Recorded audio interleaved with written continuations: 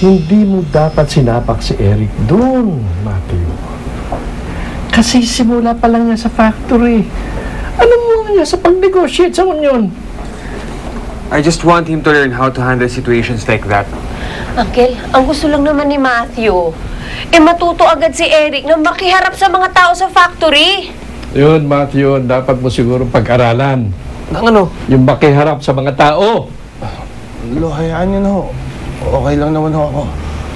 Kung may masamang nangyari sa'yo, ayaw ko na maulit to, Matthew.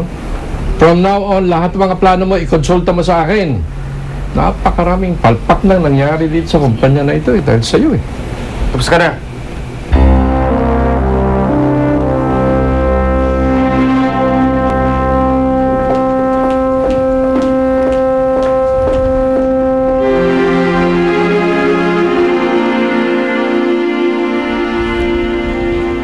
Jik! Gabi na! Pasok ka na! Susunod na po, Lola. Sige po.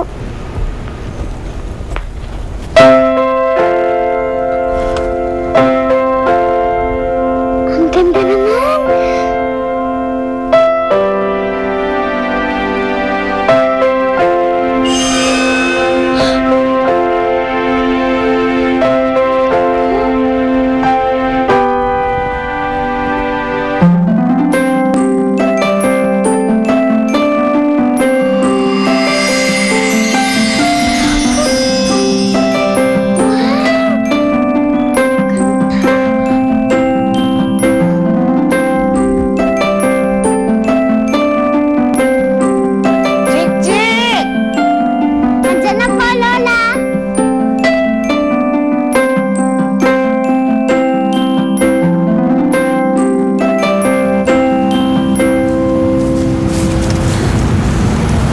Kailangan niyo pong umalis, Ina.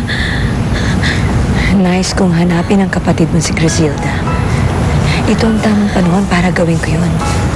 Dahil may mag-aalaga na sa'yo, si Vicente. Huwag kayong mag-alala, Ina. Handa akong gawin lahat para kay Natalia. Salamat, Vicente. Hangad ko ang kaligayahan at katiwasayan ng iyong pagsasama. Kailangan ko na umalis.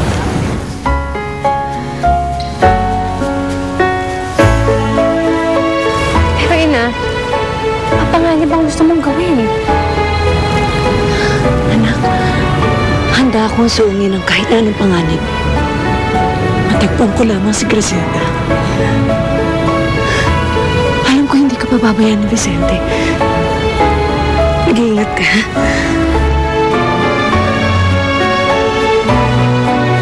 Sige. Bukas na pala yung kasal niyo. Hindi ka pa umuurong, Eric. Ayoko kasing saktan si Griselda eh. Paano naman ako? Eric, gusto mo ba na itali ka ni Griselda forever?